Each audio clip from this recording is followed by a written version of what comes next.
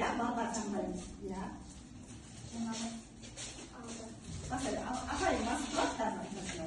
Bizlerin filmlerinde kızlarına anlat, anlarsın. Yarasın ayağım. Bu filmde ben kızla anlat. Bölümde bir sürü ayağım. Ya. Yeni bölümde bir okçu var. Anlıyor. Aha, bakın. Tamam. Ayağım. Aha. Apa uzun film dersi? Aha. Sana. Bugün sabahka saatler lihat filmde. Ada uzun da var. Aswan nasi kosi. Sabun. Abang bisa kau Enggak. Sawang bisa ke aswan nasi kosi. Awalnya dalam sambung Жарайсыңдар. Олай болатын болса, біз киіз үй арқылы топқа бөлуге, яғни мына жерде киіз үй тұр. Содан бір аласыздар, өздерің қандай топқа барасың, соны солға алыңдар. Үшінші топ. Үшінші топ арқаға барыңдар. Тапсырмасына назар аударайық, иә? Бүгінгі біздің бауырсақ әдісі арқылы үй тапсырмасының cevap verir yani sırtlara. Kim şart dedi o. Bir bağırsak. Şey mi?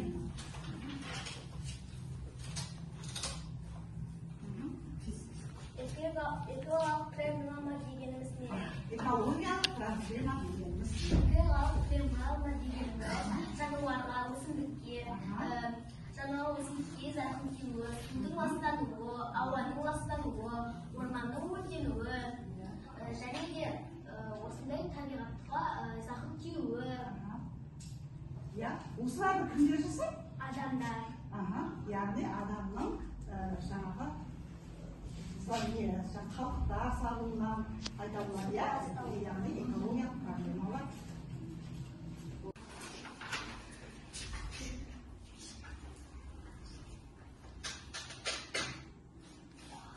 Mal şarvaşılığı onun ürünleri. Önümleri değil. Süt, ayran, muz, ürümşük, Harmay, yiyek ya. Arasında үй тапсырмасы қарайсыңдар жақсы дайындалып келіпсіңдер. Енді Раяна мына жұмбақты теледидар әдісі арқылы шешін. Жұмбақты оқи ғой.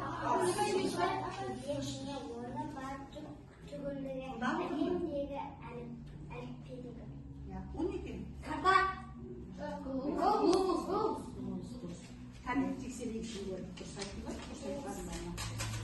Көрсетші.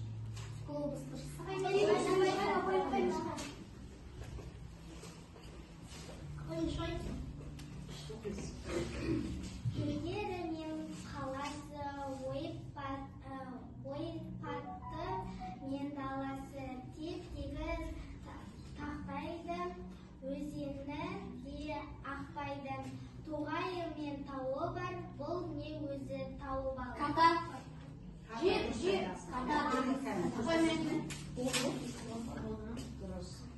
Олай болатын болса, балалар бүгінгі сабақта міне карта дегеніміз не, глобус дегеніміз не, тағы да материктерді және де мұхиттарды білетін боламыз. Басқалардан таумен атамай, мына глобус деп атады екен. Яна, глобус деген сөз латын тілінен аударғанда шар деген мағынаны береді. Сондықтан да глобус деп атаған. Енді жердің шар тәрізді екендігі барлығына да белгілі ғой. Сондықтан да басқа таумен атау керек еді. Бұл ойында жөнеген. Ерте адамда жердің тегіс, ал аспан жердің үстіне күмбез секілді дөңгеліп қойылған деп ойлаған. Адам бір бағытта жүре берсе, жердің шетіне жетеді деп ойлаған. Сонда жердің шар тәрізді екенін адамдар қашпай тұрғанда қайдан білген? Мысалы, ашық теңізге өз туыстарын шығарып салып тұрған адамдар олардың соңынан демасылықпен көріп қарапты. Ақыры келе көкжиекте жоқ болады. Ал бақылаушы адам биіктеу төбешікке шығып қайта қараса, көкжиек келіп, көзге ғайып болған кеме пайда көрмейтін болған. Бұл нені білдіреді? Жердің тегіс емес, дөңестеу, шар тәрізді екендігін білдіреді. Дұрыс. Ал кемемен самолға аттанған саяхатшылар жердің шетіне шыға алмайтынын байқаған. Дүние жүзін айлық саяхаттары арқылы жердің жар тәрізді екендігін нақты білген екен ғой сонда. Иә, Онда глобустың глобус, яғни шар деп аталуы дұрыс екен. Ол не үшін қажет? глобус жердің немесе басқа планетаның кішірейтіліп жасалған үлгісі. Глобус құрлықтар мен мұхиттардың орналасуын жалпылама көріп білуге ыңғайлы. Алғашқы глобусты біздің эрамызға дейін шамамен 150 жылы Кратен Майский жасаған. Глобус өз білігінен айналып тұрады. Жердің өз білігінен айналатынын айқын өз алдына елестете алу үшін осы білік жасалған деген ойлама алған. Шын мәнінде жердің мұндай білігі болмайды.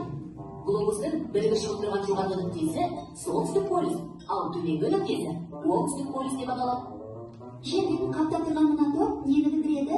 Бұл глобустың градус торы. Бұл топ ненің қай жерде орналасқанын көрсетуге арналған. Теңізшілер, ұшқыштар, басқа да мамандық иелері өз бағыттарын осы тор арқылы анықтайды. Глобус бетінде жоғарыдан төмен тартылған сызықтар, яғни солтүстік полюстен оңтүстік полюске тартылған сызықтар меридиан деп аталады. Меридиан. Барлық меридианның сызықтары тең болады. Ал енді меридиандарды кесіп өтіп жатқан сызықтар параллель деп аталады. Параллель. Яғни ешқашан қиылыспайтын қатар жатқан сызықтар. Параллельдердің ұзындықтары әртүрлі сияқты ғой. Дұрыс байқағансың, параллельдер полюстерге жақындаған сайын кішірейе береді. Енді глобустан ең қалың сызықтарды тапшы. Міне, жер шарының дәл бір ортасында тұр. Дұрыс, бұл ең ұзын параллель. Есінде болсын, глобуста полюстерден бірдей қашықтықта орналасып, жер шарының тура орта беліне тартылған параллель экватор деп аталады. Экватор? Сонда экватор жерді екі бөлікке бөліп тұрады екен ғой. Иә, глобустың жоғарғы жағы солтүстік жарты шар, ал төменгі жағы оңтүстік жарты шар. Мына жерде бір қалың меридиан бар екен. Бұл нөлдік меридиан деп аталады. Барлық елдер осы меридианды бастапқы деп, сол меридианнан бастап меридиандар бетін санауға келіскен. Бұл меридиандар жерді екі бөлікке бөліп тұрғандай. Ол да дұрыс. Нөлдік меридиан сызығы да глобусты екі жарты шарға бөліп тұрады. Олар батыс және шығыс жарты шарлары. Түсінікті ме? Түсінікті. Глобусқа ұқсайды деген не. Жаңа түсінгенімде балалар глобус деген жер шарының несі деді? Дәл үлгісі деді, иә? Дәл үлгісі. Иә? Я латынша, яғни шар деген мағынаны білдіреді. Яғни жер шарының кішірейтіліп алынған бөлігі. Не, мынау көрінер ме? Ең алғаш 1492 жылы неміс ғалымы Мартин Ихайм деген ғалымымыз ашқан екен. Глобусты жасап шығарған. Яғни бірінші кезде оны жер алмасы деп атаған екен. Оны металдан жасаған екен. Көрдіңдер ме? Металдан. Міне, дүние жүзінің картасы. Көрдіңдер ме? Карта дегеніміз не екен сонымен? Яғни белгілі шарттардың жарыққа түсірілген бейнесі. Бұл жерде яғни мұхиттар, сосын құрлықтар,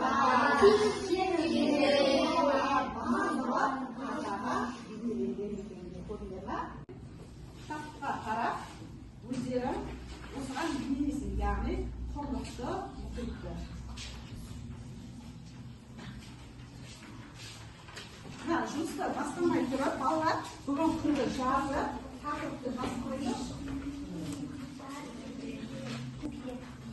Төбесінде солтүстік мұхит, осы жағында Атлант мұхиты, Үнді мұхиты, Тынық мұхит.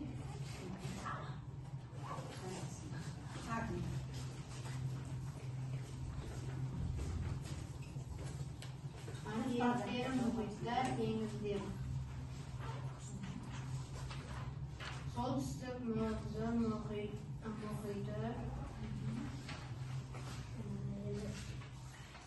Мұхиттарды айтады.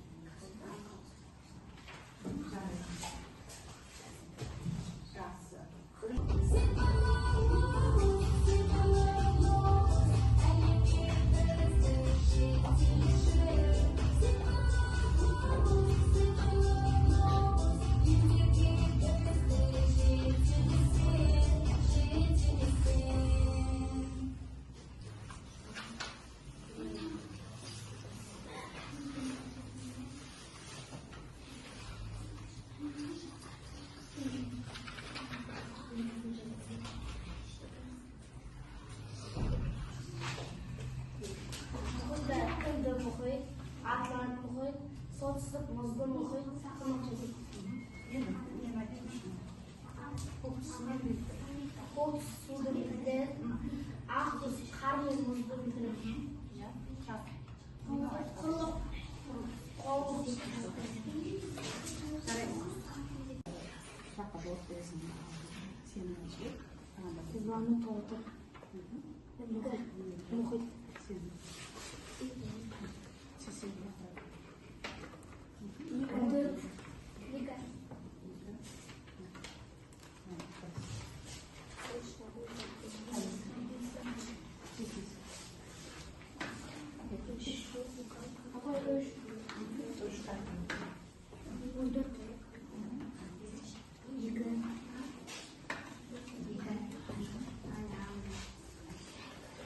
Бүгінгі сабақтан сөйлегенімді кәсіптеміз, иә? Осы сұрақ болып яғни асхаб. Қайсыға келді?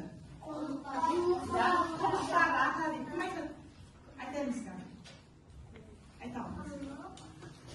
Солтүстік Америка, Оңтүстік Америка, Евразия, Африка, Антарктида,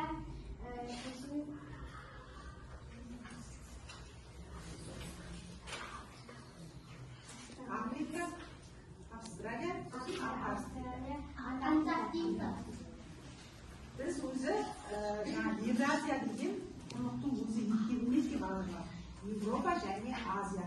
Сол біз Азия құрлығына өздіріміз. Айтап тұр. Сары түс, ол құрлықтарды білдіреді. Яғни қыраттарды. Тағы жасыл. Кім айтады жасыл? Нені білдіреді жасыл? Евразия. Жазық тағы. Мен тапсырма балалар, осы жер шары туралы өзіміз есте жазып келеміз, иә?